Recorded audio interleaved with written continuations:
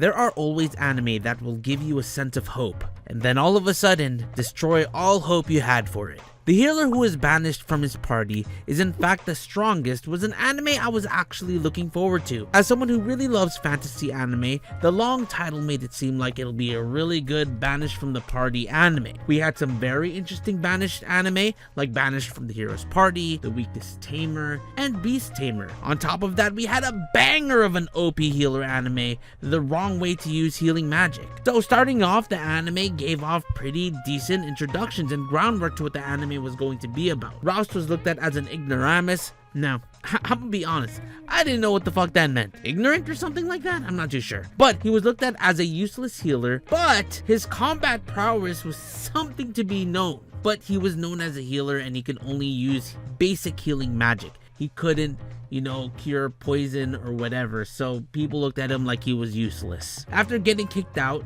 he meets Narcena, a young girl with blue hair who he saved a long time ago. She wanted to become an adventurer after she was saved by him, and so she found him and wanted to party up. So they ended up partying up. After, it just follows Roust, Narcena, and a bunch of other people that joined their party of them taking on quests and them doing adventures. As they do these adventures and quests, people slowly start recognizing Roust as not ignoramus. And then there will be like cool boss fights like against a Hydra, a Phoenix, and even there's like a march of monsters that they have to deal with. There are some great highlight moments for like when Roust has to use his like dark mode powers where he turns like a demon. I don't remember exactly what it's called, but he has that demon like power. Now that portion is yet to be explained.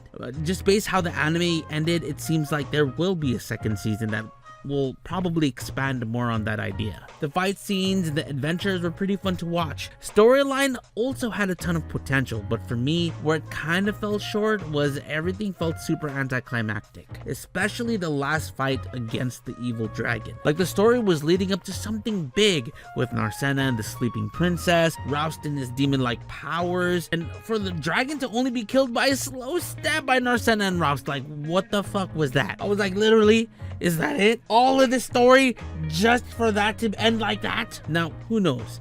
Maybe the manga or light novel is written better than the anime, so please tell me if it is. But at the moment, this anime was kind of disappointing, considering that most fantasy anime has very cliche writing from time to time and is very predictable. This one was just anticlimactic, but I'm not gonna lie, I'd probably still watch the second season to see if it got any better.